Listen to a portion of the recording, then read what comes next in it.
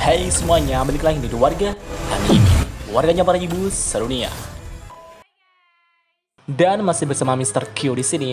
Pada kesempatan kali ini, Mr. Q akan melanjutkan pembahasan dari part sebelumnya, yaitu light novel Tensei Citra Slave Dataken, volume 18, chapter 2, part 6. Di sini, kita akan diperlihatkan Carrion yang telah berevolusi menjadi True Demon Lord dengan pedenya menantang Carrera, Zegion, dan orang-orang kuat lainnya. Dan bahkan, ia juga berpikir ingin melawan Velzar. Dan langsung saja, tanpa basa-basi lagi, mari kita mulai.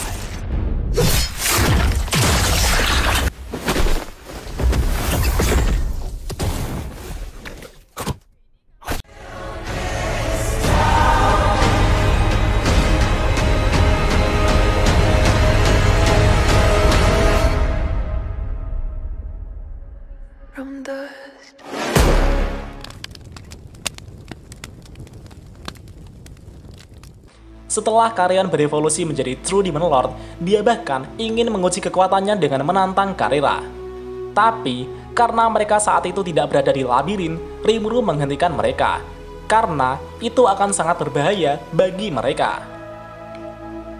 Selain akan membuat banyak kerusakan yang terjadi, Rimuru juga khawatir jika Carrion terbunuh oleh Carrera secara tidak sengaja. Ya, kita tahulah seberapa nggak ngotaknya kekuatan Carrera, ya kan? Karena Carrion bermaksud ingin menguji kekuatannya sampai batas apa, Rimuru pun memberi kesempatan kepada Carrion untuk menguji kekuatannya di labirin Ramirez. Dan tidak hanya Carrion saja, Frey juga akan ikut menguji kekuatannya di labirin. Karena Rimuru akan melanjutkan memasang lingkaran sihir transfer di negara-negara yang tersisa, saat itu Rimuru telah menyerahkan Carrion dan Frey berada di bawah komando Benimaru.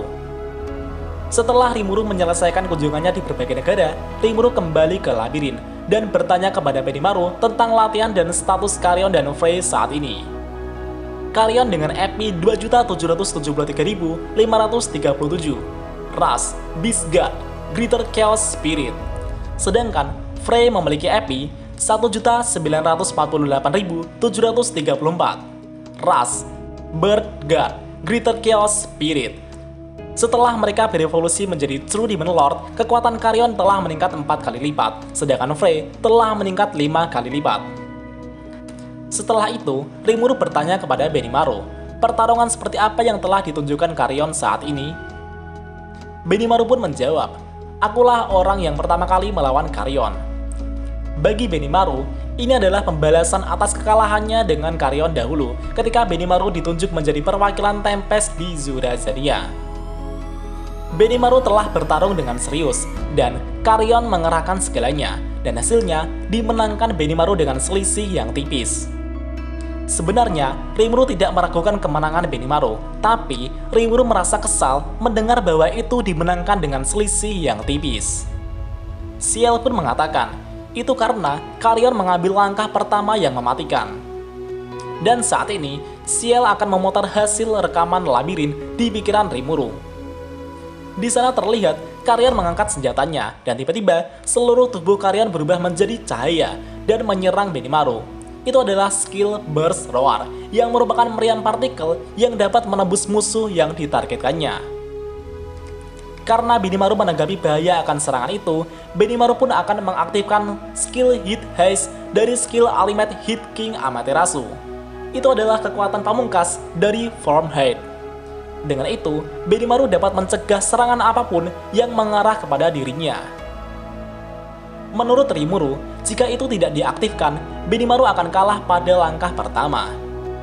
Itu dikarenakan Carrion telah mewujudkan kecepatan beberapa ratus kali lebih cepat dari kecepatan suara, dan itu sebanding dengan kecepatan super dari serangan Felgreen. Karena intuisi dan skill Ultimate Hit King Amaterasu, Benimaru telah berhasil memenangkan pertarungannya. Saat Frey melihat pertarungan Carrion dengan Benimaru, Frey tidak ingin mencoba melawan Benimaru. Menurutnya, dirinya pasti tidak akan menang. Dan setelah itu, Carrion akan mencoba menaklukkan labirin.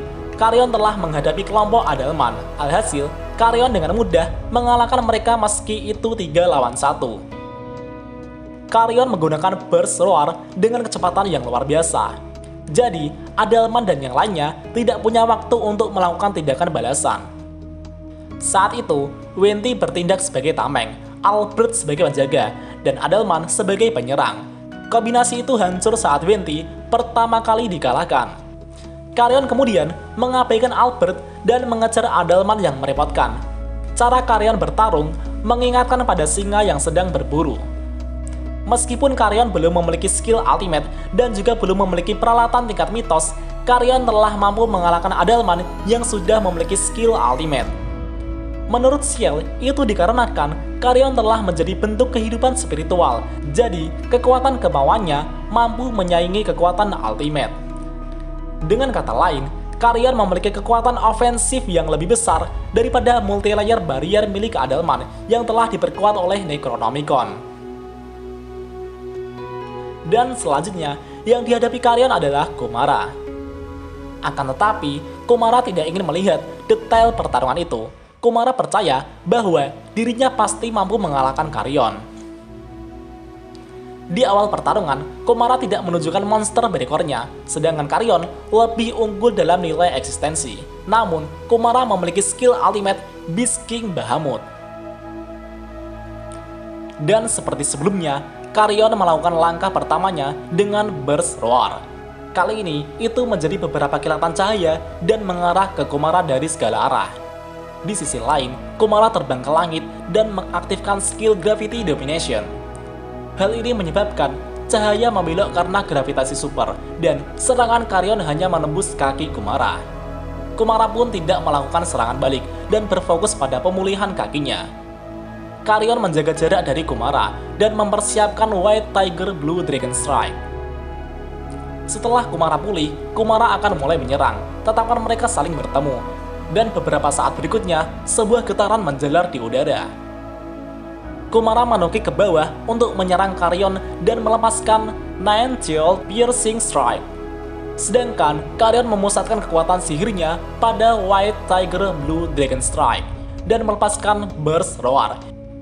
Alhasil, meriam partikel gagal, dan White Tiger Blue Dragon Strike telah hancur. Kumara merasa telah memenangkan pertandingan tersebut. Kumara bangga atas kemenangannya dan akan mencoba menghabisi Carrion. Akan tetapi, senjata Carrion yang sudah hancur terpecah-pecah dikendalikan oleh keinginan Carrion dan menjadi partikel yang menembus Kumara dari arah belakang. Carrion tanpa ampun mengakhiri pertandingan tersebut dengan Burst Roar yang menembus jantung Kumara.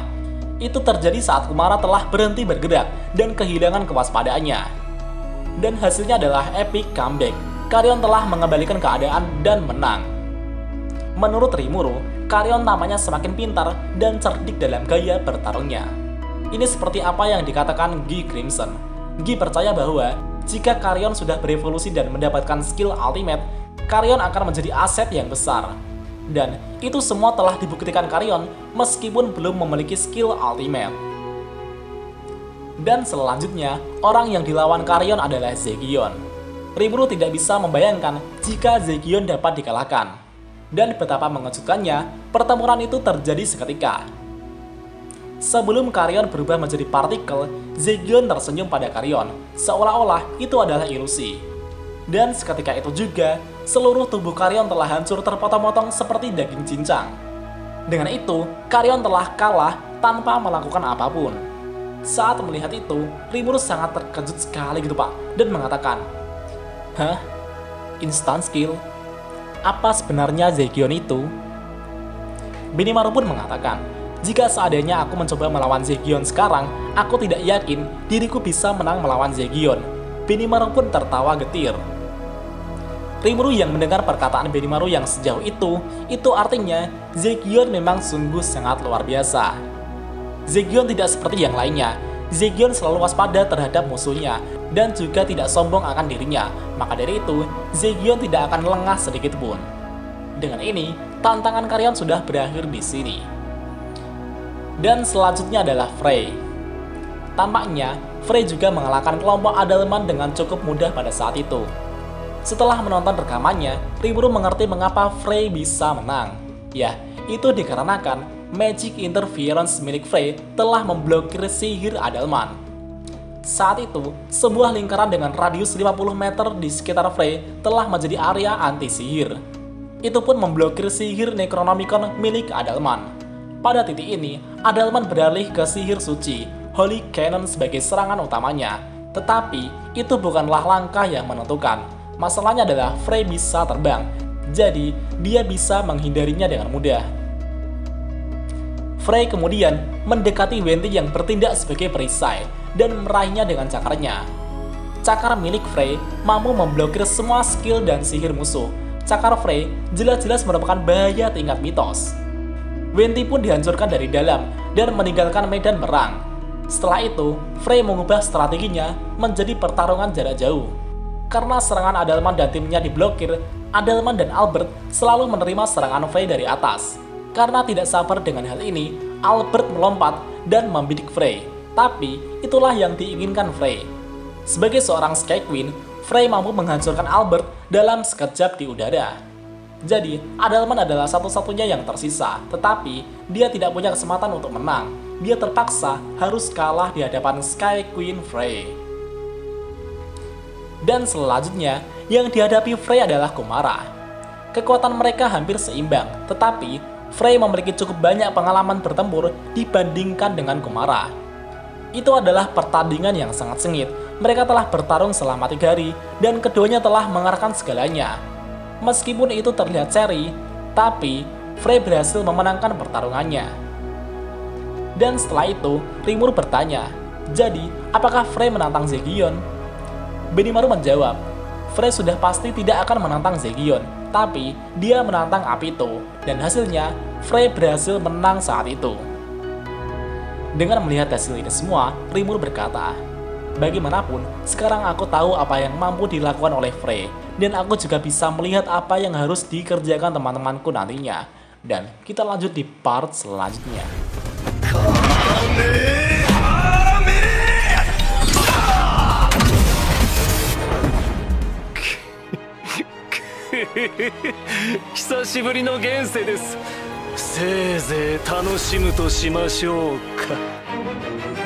Dan jika ada kesalahan dalam pembahasan, Mimin mohon maaf. Dan sekian untuk pembahasan kali ini, dan jangan lupa klik like dan subscribe juga ya guys. Tentu saja di Warga Anime.